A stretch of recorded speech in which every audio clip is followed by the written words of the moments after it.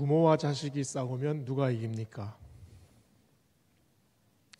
며느리와 시어머니가 싸우면 누가 이깁니까?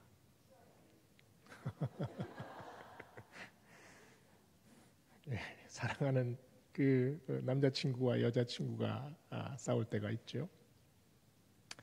덜 사랑하는 사람이 이깁니다. 사랑하는 사람의 목적은 사랑을 지키는 데 있습니다. 그래서 그것을 지키기 위해서 자기가 겪는 모든 손해를 기꺼이 감수하지요. 그러나 자기가 목적인 사람은 그 사랑을 깨서라도 자기 목적을 이루려고 합니다. 그러나 사랑하는 사람은 관계가 중요하지요. 그래서 고민하지 않아도 될 것까지도 고민합니다. 고려하지 않아도 될 것까지 고려하죠. 아이들을 혼내는 부모의 마음을 생각해 보세요. 혼내는 것이 목적입니까? 아이를 붙잡아다가 벽에다가 묶어놓고 막 흠씬 두드려 팹니까? 말 한마디를 했을 때 혹시나 상처를 받았을까 봐 마음을 아프게 하지는 않았을까? 애가 기죽지는 않았을까? 그리고 혹시 적대감이라도 생기면 어떡하나? 혼내면서도 마음이 조마조마합니다. 혼나서 우는 아이가 더 힘듭니까? 아니면은 혼을 내는 부모가 더 힘듭니까? 아이를 양육하는 게 바로 이거 아닙니까? 부모는 한 가지 목적으로 아이를 혼내는 것이 아니라 그 상황 속으로 들어갑니다. 그래서 그 상황 속에서 이리저리 치여요. 중간에 끼이는 거죠. 문제와 상황 가운데서 어떻게 보면 부모가 훨씬 더 고통받습니다. 에스겔서는 멸망하는 이스라엘을 향한 하나님의 말씀입니다. 그런데 그 말씀들이 에스겔서에 나오는 말씀들이 참 놀라워요. 굉장히 많은 환상들, 그리고 비유, 상징, 아주 기괴한 그런 모습들이 많이 나옵니다. 에스겔서 1장을 착 펴보세요. 1장에 나오는 아주 그 이상한 생물이 나오죠. 3장부터는 또 뭡니까? 두루마리 책을 통째로 먹는 에스겔의 모습이 나와요.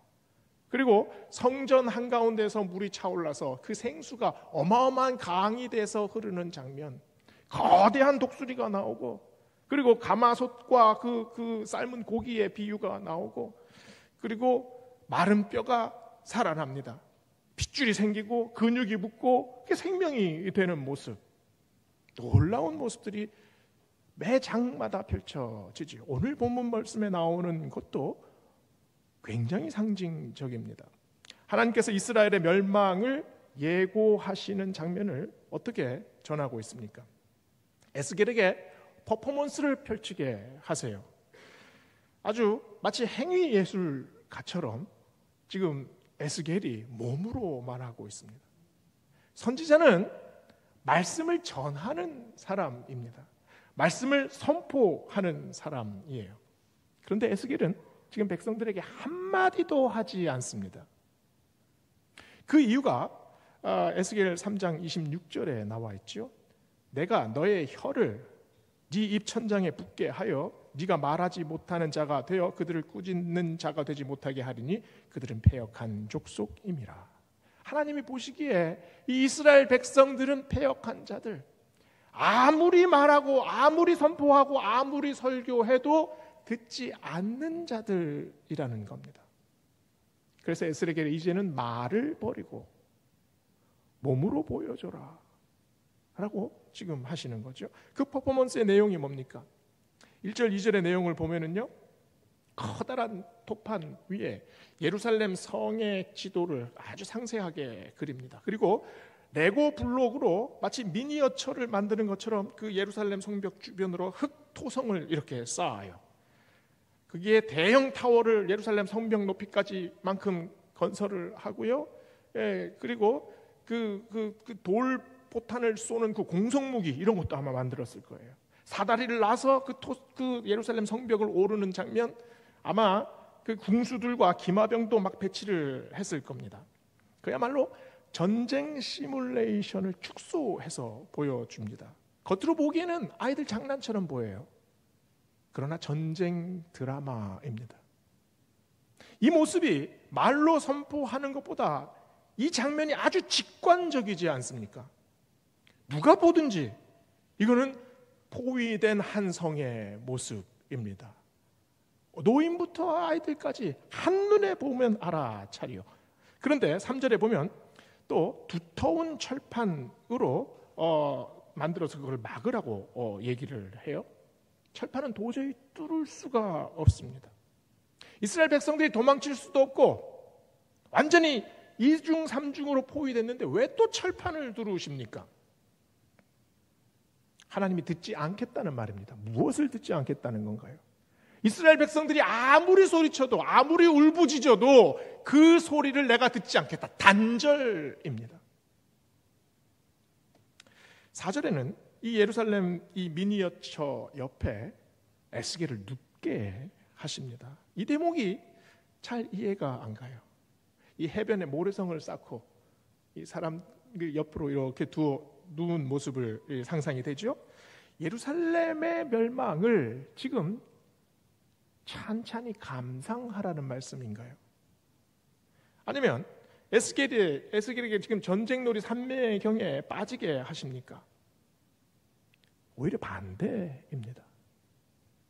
아주 극심한 고통을 경험하게 하세요. 거의 고문 수준입니다. 4절 6절을 보면은요, 누워서 이스라엘 족속의 죄악을 짊어져라. 누워있는 동안에 백성들의 죄악을 담당해라 라고 말씀하세요. 왼쪽으로 누워서 390일을 견뎌야 합니다. 오른쪽으로 누워서 또 40일을 버텨야 해요. 우리가 잠잘 때 한 번도 움직이지 않고 꼼짝 않고 자는 사람이 있습니까? 수십 번을 뒤척입니다. 그런데 8절에 보세요. 에스겔이 지금 묶여 있습니다. 묶인 몸으로 몸을 뒤척이지도 못하고 이렇게 누워있으면 어떻게 될까요? 그것도 바로 누워있는 것이 아니라 옆으로 누워있습니다. 아마 목 디스크 올 것 같아요. 허리에 담이 생기고 그렇게 막 1년이 넘는 기간을 누워있으면 아마 그 욕창 같은 게 생기지 않을까요?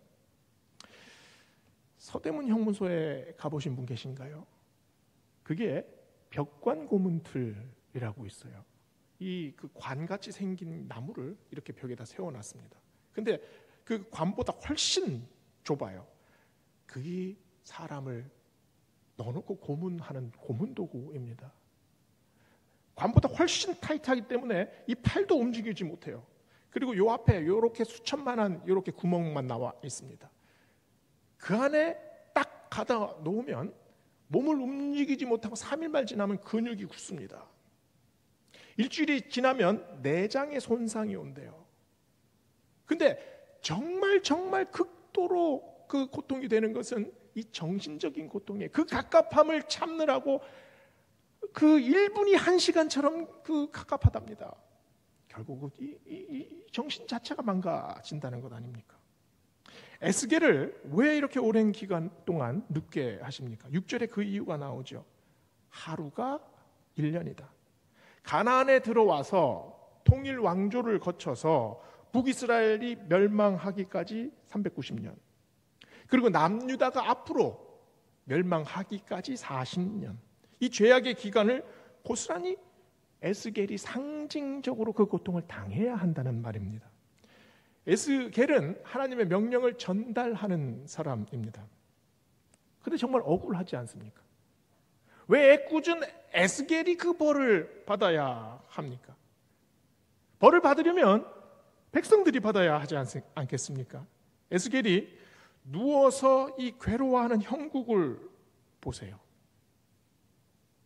에스겔 뒤에는 하나님의 진노가 있습니다. 그리고 에스겔의 앞에는 아무리 선포를 해도 전혀 들은 척을 하지 않는, 전혀 회개하지 않는 예루살렘 백성들이 있습니다. 에스겔이 지금 누워 있는 그 지점이 어떤 지점입니까? 중간에 끼어 있는 장소입니다. 애꿎은 에스겔만 죽어나게 생겼어요. 에스겔이 지금 무엇을 보여줍니까? 등 뒤로는 하나님의 진노가 불타고 있습니다. 가슴 쪽에는 아주 얼음장같이 자기 죄를 회개하지 않는 이스라엘 백성들이 있죠.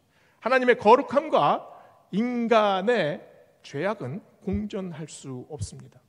예루살렘의 백성들은 용서받을 수 없고 하나님은 죄악을 간과하실 수 없습니다. 죄악과 징계가 충돌하고 있지요. 에스겔이 그 중간에 지금 끼어 있어요. 에스겔이 무슨 역할을 하고 있습니까? 중간에서 욕먹는 자, 중간에서 고통받는 자, 중간에서 짓 이겨지는 자, 양쪽으로 공격당하고 양쪽에서 고통받는 자, 이게 지금 에스겔의 모습입니다. 에스겔은 이 상징적인 퍼포먼스를 통해 예수 그리스도의 고통을 보여주고 있습니다.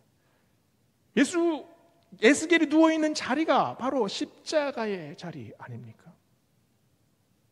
사랑과 공의가 충돌하는 자리, 용서와 징계가 만나는 자리, 그리고 은혜와 형벌이 그곳에서 녹아지는 자리입니다. 하나님께서 무조건 사랑하시는 분입니까? 하나님은 죄악을 반드시 벌하시는 분이십니다. 무조건 용서하셨으면, 무조건 사랑하셨으면, 무조건 눈 감아 주셨으면 그 십자가의 은혜가 될 수가 없습니다. 십자가에 진노가 없습니까? 십자가에 형벌이 없습니까? 진노와 형벌이 없으면 십자가에는 어떤 은혜도 발견할 수 없습니다. 예수님께서 지금 십자가를 지고 들어가신 자리는 바로 진노와 사랑이 충돌하는 바로 그 자리입니다. 진노와 사랑이 부딪히는 곳에서 예수님께서 무엇을 선포하셨습니까? 제가 대신 벌을 받겠습니다. 제가 대신 죽겠습니다. 그래서 이사야 선지자는 어떻게 말합니까? 그가 찔림은 우리의 허물 때문이요 그가 상함은 우리의 죄악 때문이라. 그가 징계를 받음으로 우리가 평화를 누리고 그가 채찍에 맞음으로 우리가 나음을 받았도다. 에스겔이 만든 그 미니어처 안에 지금 십자가의 형상이 있습니다. 대신 벌받고, 대신 고통받고, 대신 짓 이겨지고, 대신 죽어가는 예수 그리스도의 마음이 그 안에 있습니다. 전라북도 전주에 가면 그 이거두리 설화라는 게 전해져 내려온다고 합니다. 아주 그 거부인 양반 지주의 아들로 태어난 이보한 선생의 이야기라고 합니다. 이분이 서자로 태어나서 굉장히 많은 구박을 받아서 그냥 젊었을 때 집을 뛰쳐나갑니다. 그러다가 우연히 그 포사이드라는 선교사님을 만나서 전주교회 집사가 됐어요. 그때부터 마음이 뜨거워집니다. 그래서 특별히 가난한 자들, 또 헐벗은 자들에게 관심을 많이 보였어요. 그리고 매주 이 전주 장터에 나가서 그 거린들을 불러 모읍니다. 그리고 데리고 가서 아주 부잣집 앞에서 이렇게 같이 막 합창을 한대요. 거두리로다 거두리로다 기쁨으로다. 이 언제까지 찬양을 하냐면 이 거린들한테 밥 줄 때까지 이 찬양을 합니다. 그래서 이분을 이름으로 부르지 않고 그 거린 대장 이거두리라고 불렀다고 해요. 3.1 운동이 일어난 다음에 전주 시내에서 많은 사람들이 잡혀갔습니다. 그러자 이분이 그 경찰서 앞에 가가지고 내가 주모자를 알려주겠다라고 소리를 쳤어요. 그랬더니 그 일본 그 경찰서장이 나와서 주모자를 대라고 말을 합니다. 주모자는 상천하지의 하나님이시다 이놈들아. 어떻게 됐을까요? 이 열받은 순사들이 와가지고 경찰서 안에 데려가서 그냥 무지막지하게 두들겨 팼습니다. 아주 오줌과 똥까지 막 지려가면서 그렇게 맞았대요. 이 일본 순사들이 이 더러워가지고 이 경찰서 밖으로 이렇게 내쫓았습니다. 내쫓아 나오면서 이분이 어떤 찬양을 했을까요? 거두리로다, 거두리로다. 이 찬양을 계속했어요. 근데 이 찬양의 시작이 어떻게 됩니까? 새벽부터 우리 사랑함으로써 저녁까지 씨를 뿌려봅시다. 고난받는 이유가 바로 사랑 때문이라 라는 말입니다. 가난한 자들 사이로 들어가는 목적이, 그들을 품을 수 있는 마음이, 순사들에게 그렇게 죽을 정도로 두들겨 맞아도 찬양할 수 있는 마음이 바로 내 안에 사랑이 있기 때문입니다. 지금 그것을 말해주지 않습니까? 이 거두리는 새벽부터 사랑함으로써 씨앗을 뿌렸습니다. 자신의 고통을 감수하면서 마을 사람들을 보호하고, 그리고 핍박받는 자들, 차별받는 자들, 고통과 억압 속으로 들어갔습니다. 그들 대신 고통받았어요. 그들 대신에 희생합니다. 그것을 통해 사랑의 열매를 만들어내지 않았습니까? 에스겔의 고난은 오늘 말씀에 보면 여기서 그치지 않죠. 9절 12절에 보면 누워 지내면서 떡과 물을 먹게 했습니다. 밀과 보리, 콩팥, 조, 귀리 이런 것들을 다 갈아서 떡을 만들었죠. 정말 맛이 없는 빵입니다. 근데 이것을 420일 동안 먹었어요. 하루에 20세겔. 20세겔은 동전이기도 하지만 세겔이 무게이기도 합니다. 20세겔은 220g이에요. 오늘 아침에 혹시 햇반 드시고 오셨습니까? 햇반 무게가 200g이에요. 하루에 햇반 하나, 그거 아껴 먹어야 합니다. 그리고 물도 하루에 6분의 1 흰, 6분의 1 흰이면 600ml입니다. 우리가 가끔 생수 작은 한 병, 이게 500ml 아닙니까? 그걸로 하루를 버텨야 돼요. 거의 죽지 않을 만큼만 먹게 하셨어요. 왜 이렇게 고통받게 하십니까? 예루살렘 성이 포위됐을 때, 그때 예루살렘 성 안에 백성들이 극도의 굶주림에 시달렸죠. 그러나 이 고통은, 에스겔이 당하는 지금 이 고통은 예루살렘 성 안의 백성들이 당하는 고통을 의미하는 것이 아니라 예수 그리스도의 고통을 의미합니다. 예수님께서 십자가에 달리셨을 때 무슨 말씀을 하셨습니까? 내가 목마르다. 그 갈보리 그 산에 오를 때까지 얼마나 많은 땀을 흘리셨습니까? 채찍에 맞으셨습니다. 가시관에 찔리셨습니다. 창으로 배에 찔리셔서 모든 물과 피가 다 쏟으셨어요. 그 갈증이 어떤 갈증입니까? 생명을 향한 갈증입니다. 예수님께서 왜 그 극도의 갈증을 느끼셨습니까? 우리의 갈증을 해결하기 위하여, 우리의 고통을 해결하기 위해 예수님께서 그 진노를 받으셨습니다. 예수 그리스도를 믿는다는 것의 의미가 뭡니까? 나를 살리기 위해서, 나의 죄를 대신하기 위해서 나의 고통을 예수님께서 대신 당하셨습니다. 내가 받을 모든 죄악을 예수님께서 대신 담당하셨습니다. 죽어야 할 나 대신에 예수님께서 대신 죽으셨습니다. 바로 이 고백 아닙니까? 에스겔이 당한 고통, 이것만 해도 아주 극한의 고통이지요. 그러나 하나님은 에스겔을 더 몰아가십니다. 12절을 보세요. 겨우 목숨을 부지할 정도의 떡을 먹고 사는데 그 떡을 어떻게 구워 먹으라고 하십니까? 인분으로 구워 먹으라고 하세요. 사람 똥을 말려서 그 똥으로 불을 만들어 그 위에 떡을 구워 먹어라. 고기 구워 먹을 때 어떻게 먹을 때 맛있습니까? 숯불 위에 이렇게 딱 올려가지고 고기를 싹 구워 먹으면 그 고기에 이 숯불 향이 싹 배잖아요. 그 고기 젓가락으로 딱 해가지고 한 입 베어 물으면 이 향긋한 숯불 향이 입안에 싹 퍼집니다. 그런데 그 떡을,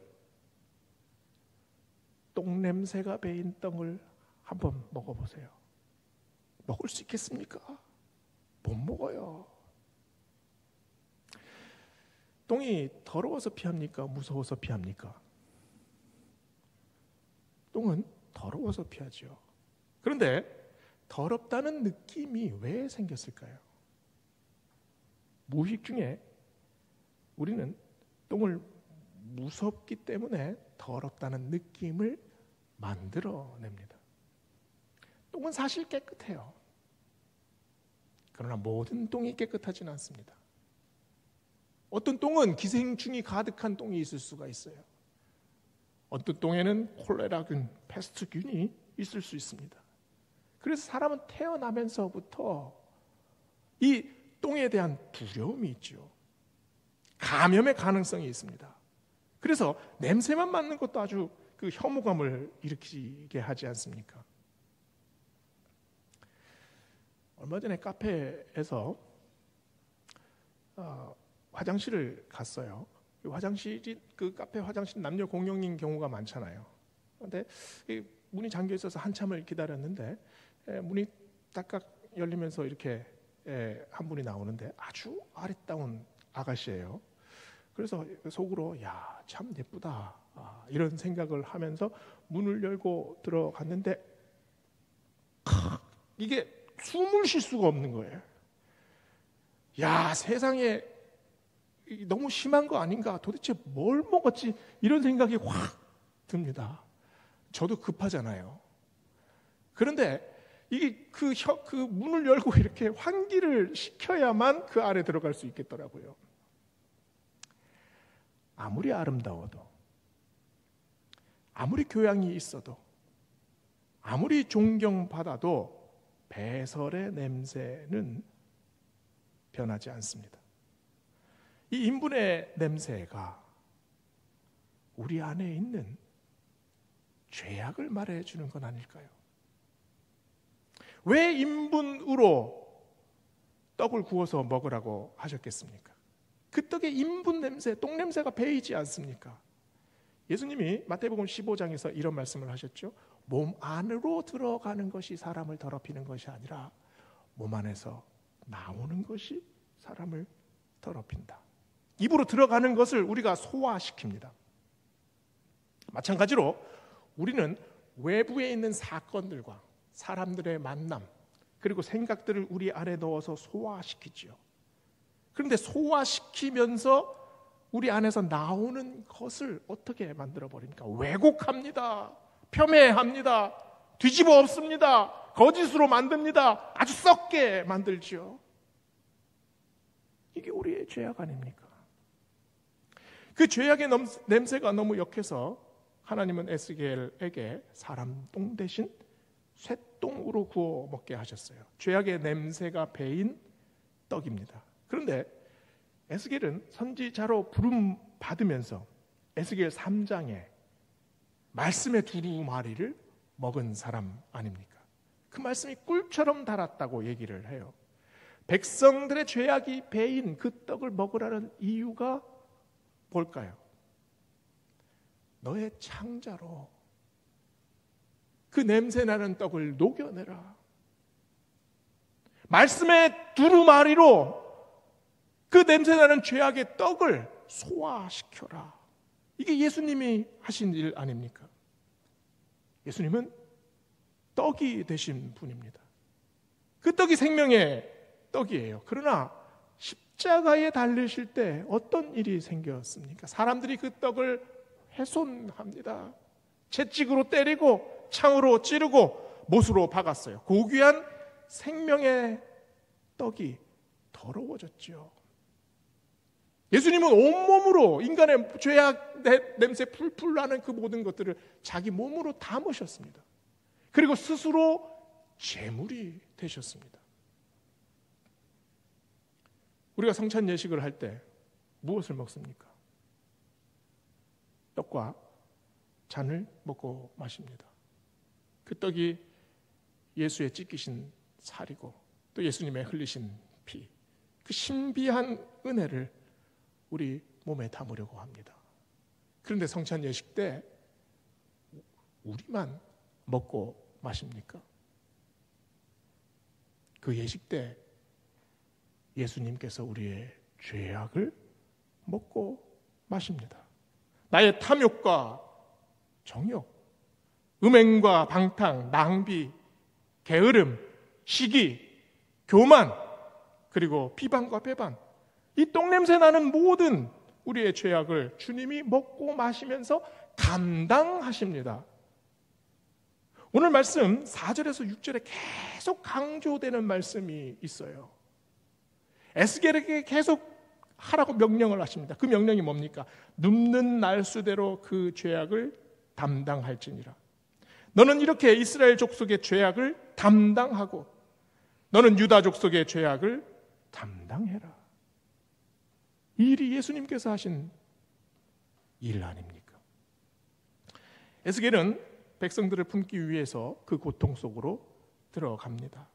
그들의 죄악을 감당하고 또 담당하려고 발버둥쳐요.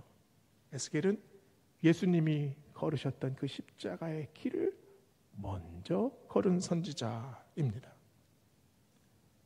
복음의 핵심이 어디서 시작이 됩니까?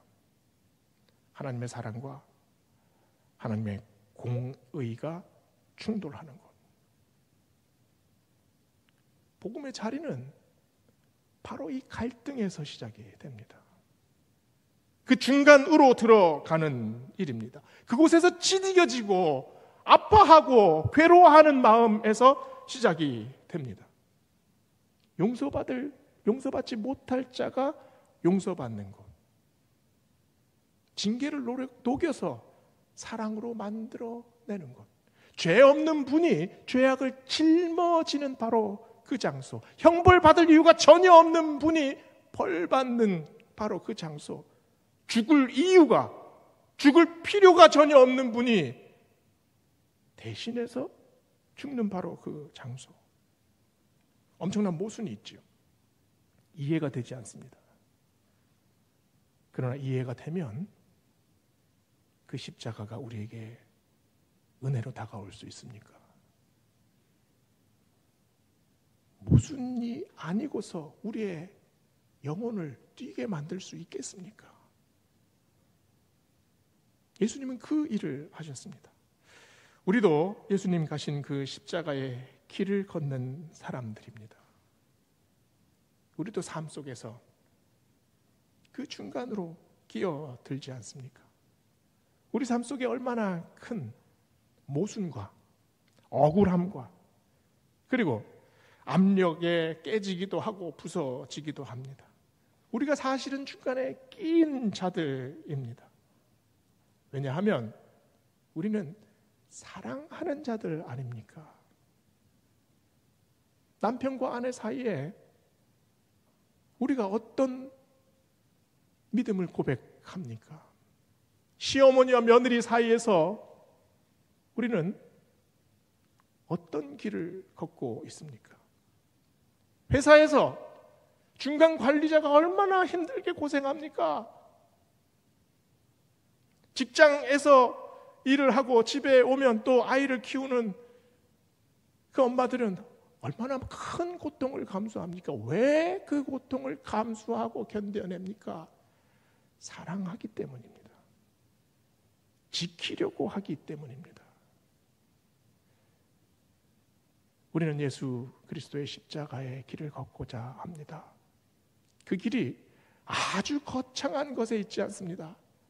바로 우리의 작은 일상 속에서, 우리의 삶 속에서 그 십자가의 길을 발견하고 또 고백하는 우리 모두 되시기를 주의 이름으로 축원합니다.